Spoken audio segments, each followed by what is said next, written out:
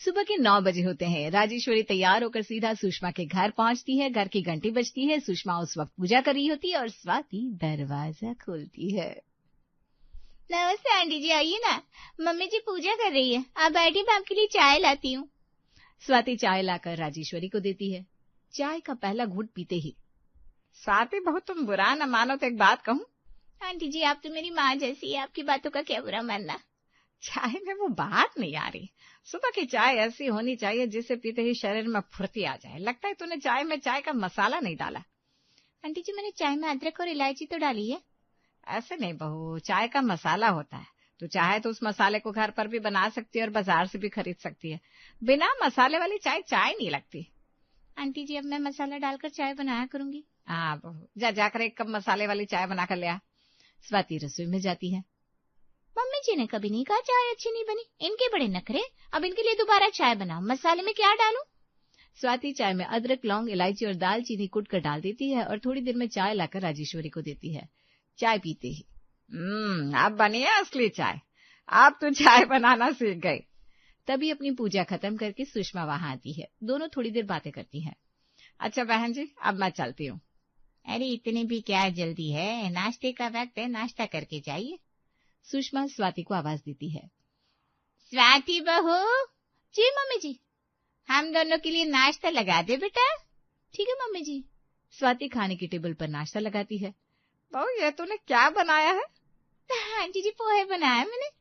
पोहे में हल्दी डालना भूल गई क्या? ऐसा लग रहा है जैसे पोहे धोकर दे दिया हो। आंटी जी, मैं पोहे में हल्दी नहीं डालती, लेकिन मैंने इसमें प्याज का तड़का लगाया है। अरे बहू, पोहे में सिर्फ प्याज का तड़का लगाने से स्वाद थोड़ी ना आएगा। पोहे में हरी सब्जियां जैसे गाजर, मटर, फूल गोभी, ये सब डालना चाहिए। थोड़ी मूंगफली डाल, थोड़ा धनिया के पत्ते डाल, तभी तो पोहे में स्वाद आएगा। पोहे हेल्दी भी बनेंगे, शरीर को भी लगेगा। बहन जी ठीक कह रही है स्वाति बहू। तेरी शादी को 3 साल हो गए, तूने अभी तक खाना बनाना नहीं सीखा। मम्मी जी, खाना अच्छा नहीं बनाया क्या? खाना अच्छा बना है, लेकिन जैसे बहन जी बता रही है ना वैसे बनाया कर बेटा। ठीक है मम्मी जी। स्वाति रसोई में चली जाती है। ये राजेश्वरी आंटी हमारे घर आकर खाने में इतने नुक्स निकाल रही है। न जाने निधि भाभी का क्या हाल होता का। ऐसी पड़ोसन मेरी ही किस्मत पर लिखी थी। राजेश्वरी नाश्ता करके चली जाती है। इसी तरह एक दिन वो दोपहर के वक्त पड़ोस में रहने वाली रीटा के घर जाती है। रीटा की बहू प्रियंका उस वक्त सबके लिए खाना लगा रही थी। आओ आओ राजेश्वरी, बिल्कुल सही वक्त पर आई हो। बहुत दिन से मुलाकात नहीं हुई थी। उस दिन आप सुषमा जी के घर पूजा में भी नहीं आए, तो सोचा आपका हाल चाल ले लूं। सब ठीक तो है ना? हाँ, मैं बिल्कुल ठीक हूँ।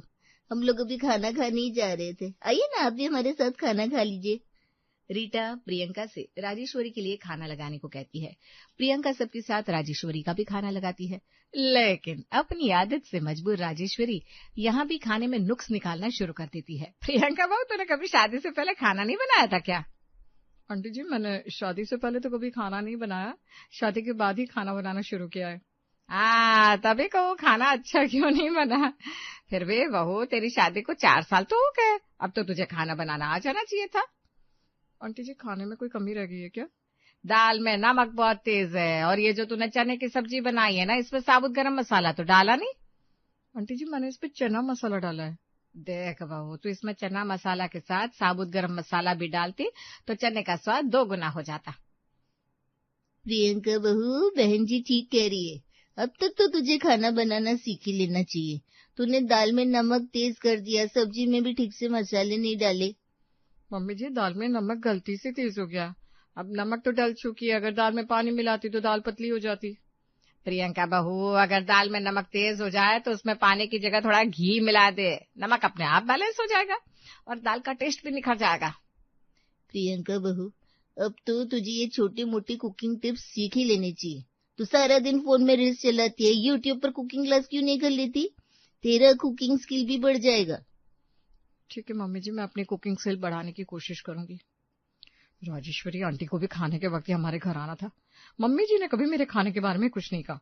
इनके आते ही मम्मी जी मेरे खाने में कमियां निकालने लगी। क्या सोचने लगी बहू? कुछ नहीं मम्मी जी, मैं आप लोगों के लिए कुछ और लेकर आऊं क्या? नहीं नहीं बहू, मुझे कुछ नहीं चाहिए। आंटी जी, आपको थोड़े राइस दे दूं? अरे नहीं बहू, मैंने तो बहुत खा लिया। खाना अच्छा भी नहीं लगा और बहुत खा भी लिया, ये सही है। खाना खाने के बाद राजेश्वरी वहां से चली जाती है। इसी तरह एक शाम राजेश्वरी जानकी के घर पहुंच जाती है। जानकी और राजेश्वरी दोनों मोहल्ले भर की बातें करती रहती है। इसी बीच जानकी की बहू तृप्ति रसोई में चाय बना रही थी। तो ये है राजेश्वरी आंटी, मैंने इसके बारे में सुना है। ये लोगों के घरों में खाने के वक्त पहुंच जाती है और खाने में कमियां निकालती है।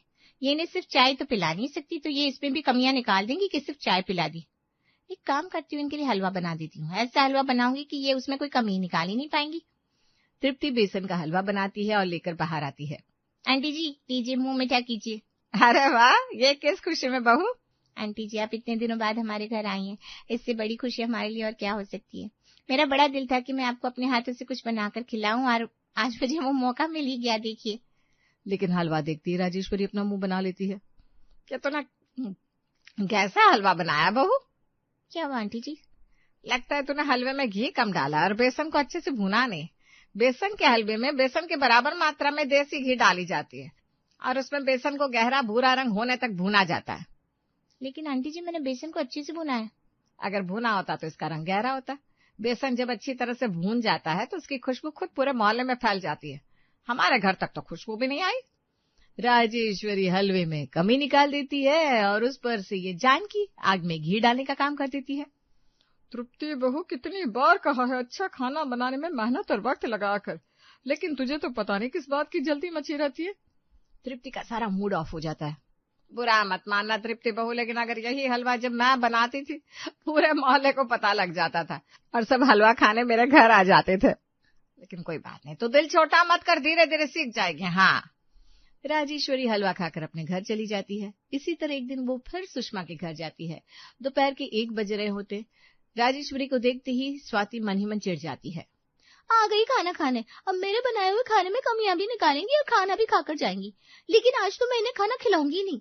स्वाति केवल चाय लेकर आती है। स्वाति बहू, इस वक्त चाय कौन पीता है? राजेश्वरी जी हमारे घर आई हैं, इनके लिए खाना लगा बेटा। ठीक है मम्मी जी। स्वाति रसोई में जाती है। यार अब इन्हें खाना खिलाओ और अपनी ही खाने की बुराइयां सुनो। बहू तो ने दाल में ये नहीं डाला, सब्जी में वो नहीं डाला, लेकिन अब करो भी क्या, खाने के वक्त आई है, खाना तो खिलाना पड़ेगा। स्वाति टेबल पर खाना लगाती है और सबको खाने के लिए बुलाती है। मन ही मन सोचती है, हे भगवान, आज आंटी खाने में कोई कमी ना निकाले। आंटी जी जब मेरे खाने में कमी निकालती है तो मम्मी जी इनके सुर में लाने लग जाती है। लेकिन राजेश्वरी इस बार भी खाने में कमी निकाल ही देती है। स्वाति बहू, ये तूने किस चीज के पराठे बनाया है? आंटी जी आलू के पराठे बनाए हैं और साथ में धनिया पुदीने की चटनी। इसमें आलू का तो कहीं पता ही नहीं है। पराठे भी बहुत मोटे बने हैं। आलू के पराठे इतने मोटे थोड़ी ना बनते हैं। तूने इन पराठों में आलू कम और आटा ज्यादा लगा दिया। पराठे पतले पतले बनाती और इसमें आलू ज्यादा भरती तो पराठे खाने में अच्छे लगते। तूने मोटे पराठे खाए नहीं जाते। स्वाति बहू, तुझे कितनी बार बताना पड़ेगा कि भरवा पराठों में फीलिंग ज्यादा भरा कर, उन्हें हल्की हाथों से बेला कर, इससे पराठे पतले बनेंगे। और इस तरह खाने को लेकर स्वाति की अच्छी खासी क्लास लग जाती है। आए दिन राजेश्वरी किसी न किसी पड़ोसन के घर खाने के समय पहुंच जाती और खाने में कमियां निकाला करती। राजेश्वरी की इस आदत से परेशान होकर मोहल्ले भर की बहुएं आपस में मीटिंग करती है। एक शाम सभी पार्क में मिलती हैं।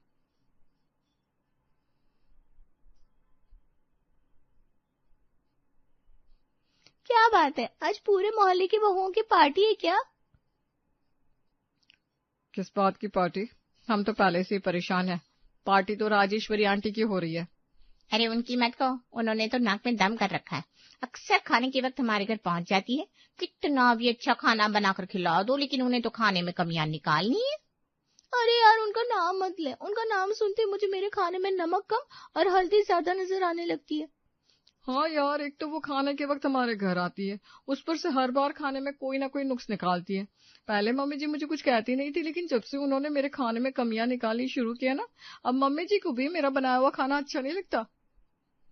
मेरी मम्मी जी का भी यही हाल है। हमारे घर तो वो कभी कभी आती है, तो सोच उनकी बहू निधि उन्हें कैसे झेलती होगी। यार जब वो हमारे खाने में इतनी कमियां निकालती है तो निधि भाभी के बनाए हुए खाने में भी कमियां तो निकालती होंगी। हमें उनकी ये आदत छुड़वानी होगी। लेकिन कैसे? वो अक्सर हमारे घर खाने पर आती है। अब हम उनके घर खाने पर जाएंगे और देखेंगे उनकी बहू कौन सी मास्टर शेफ है। हम भी उसके बनाए हुए खाने में कमियां निकालेंगे। ये अच्छा आइडिया है, तो चलो चलते हैं। हाँ, आज रात खाने पर उनके घर चलते हैं। सभी रात के खाने पर राजेश्वरी देवी के घर जाने का प्लान बना लेते हैं। इससे पहले वे सभी अपने अपने घर जाकर रात का खाना जल्दी जल्दी बना लेते और फिर इकट्ठे होकर राजेश्वरी देवी के घर पहुंच जाती हैं। राजेश्वरी घर का दरवाजा खोलती है तो बाहर स्वाति, प्रियंका और तृप्ति खड़ी थी। नमस्ते आंटी जी, हम निधि भाभी से मिलने आए हैं। हाँ हाँ आओ बहू, मैं निधि को बुलाती हूँ। राजेश्वरी उन्हें बिठाती है और निधि को बाहर बुलाती है। निधि भाभी, आप तो कभी हमसे मिलने नहीं आती, तो हम ही आपसे मिलने चले आए। बहुत अच्छा किया, तुम लोग बैठो, मैं चाय बना कर लाती हूँ। चाय नहीं भाभी, हमने सुना है खाना आप बहुत अच्छा बनाती है, तो हमें आपसे खाना बनाना सीखना है। सिर्फ सीखना नहीं है, हमें आपके हाथ का बना खाना भी खाना है। हाँ क्यों नहीं, मैं आप सबको खाना बनाकर खिलाऊंगी। मैं भी खाना बनाने ही जा रही थी, बताओ आप लोग क्या खाओगे? आप हमारे लिए मिक्स वेज पराठे और हरी चटनी बना दो। ठीक है, मैं मिक्स वेज पराठे और हरी चटनी बनाती हूँ फटाफट। हमें भी तो सिखाइए आप खाना कैसे बनाती है। हाँ जरूर सिखाऊंगी। निधि खाना बनाने के लिए रसोई में जाती है और उसके पीछे पीछे सारी बहुएं भी रसोई में। निधि सबको मिक्स वेज पराठा बनाना बताती है। निधि खाना बना रही थी, सभी उसे बनाते हुए देख रही थी। निधि पराठे के साथ हरी चटनी, टमाटर की चटनी और रायता भी बनाती है। कुछ देर के बाद, लीजिए खाना बनकर तैयार हो गया है। निधि टेबल पर सबके लिए खाना लगाती है। जब सभी खाना शुरू करते हैं, निधि भाभी, आपने पराठे तो बहुत टेस्टी बनाए। हाँ, पराठों में फीलिंग बहुत अच्छे से भरी है। हरी सब्जियों का स्वाद भी पता चल रहा है और नमक भी एकदम परफेक्ट है। पराठे पतले और करारे भी हैं। सभी को निधि के हाथ का खाना बहुत अच्छा लगता है। खाना खाकर वे अपने अपने घर चली जाती है। इसके बाद वे सभी पार्क में मीटिंग करती है। उस दिन तो निधि भाभी ने मिक्स वेज पराठे बहुत अच्छे बनाए थे। कोई ना, इस बार हम उससे शाही पनीर पराठा बनवाएंगे, फिर देखते हैं वो कैसा खाना बनाती है। हम कल सुबह सुबह उनके घर जाएंगे। सभी ये तय करते हैं कि अगले दिन वे नाश्ते के वक्त राजेश्वरी देवी के घर जाएंगी। दूसरे दिन वे अपने घर में जल्दी नाश्ता बना लेती है और उसके बाद राजेश्वरी देवी के घर पहुंच जाती है। निधि भाभी, आज हमें आपके हाथों के बने शाही पनीर के पराठे खाने हैं। हाँ क्यों नहीं, चलिए मैं अब भी शाही पनीर पराठे बना देती हूँ, लेकिन आप लोगों को थोड़ा इंतजार करना पड़ेगा। हम इंतजार कर लेंगे। निधि रसोई में जाकर नाश्ते की तैयारी करने लगती है। इधर ड्राइंग रूम में बैठी सभी बहुएं आपस में एक दूसरे से कहती हैं, उस दिन तो निधि भाभी ने बहुत पतले पतले पराठे बनाए थे, आज देखते हैं वे शाही पनीर के पराठे पतले कैसे बनाती है। शाही पनीर के पराठे पतले बनेंगे ही नहीं, तो आज निधि भाभी के खाने में भी कभी निकाल ही आएंगे। देखते हैं राजेश्वरी आंटी निधि भाभी के बनाए खाने में कौन सी कमी निकालती हैं। थोड़ी देर के बाद वे सभी रसोई में निधि के पास पहुंच जाती हैं और उससे शाही पनीर के पराठे बनाना सीखती हैं। उस दिन भी निधि के बनाए हुए शाही पनीर पराठे में कोई कमी नहीं थी। निधि बहुत पतले और करारे पराठे बनाती है। निधि भाभी, पराठे बहुत टेस्टी बने हैं, आपने ये पराठे कैसे बनाए? निधि उन्हें पराठे बनाने की पूरी विधि बताती है। इस तरह एक दिन वे निधि के घर दोपहर के वक्त पहुंच जाती है और सभी उससे अलग अलग तरह के पराठों की डिमांड करती है। निधि भाभी, मैंने बहुत दिनों से मूली के पराठे नहीं खाए।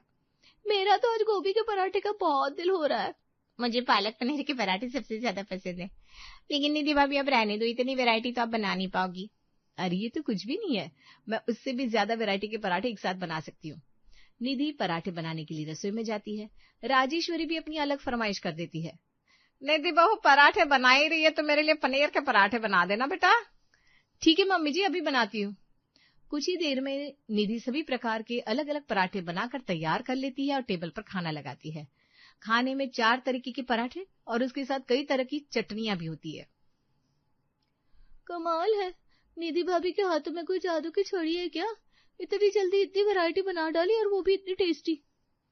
यार निधि भाभी ने तो हमारा मुंह बंद कर दिया, इतना लाजवाब खाना और वो भी इतनी जल्दी।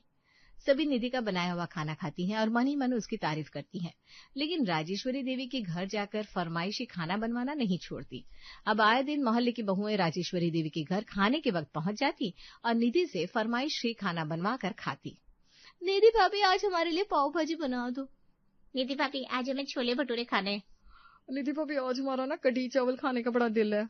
निधि सबका फरमाइशी खाना बनाती और उन्हें खिलाती, लेकिन उसके बनाए खाने में उन्हें कोई कमी नहीं मिलती थी। एक दिन फिर वे सभी पार्क में मीटिंग करती है।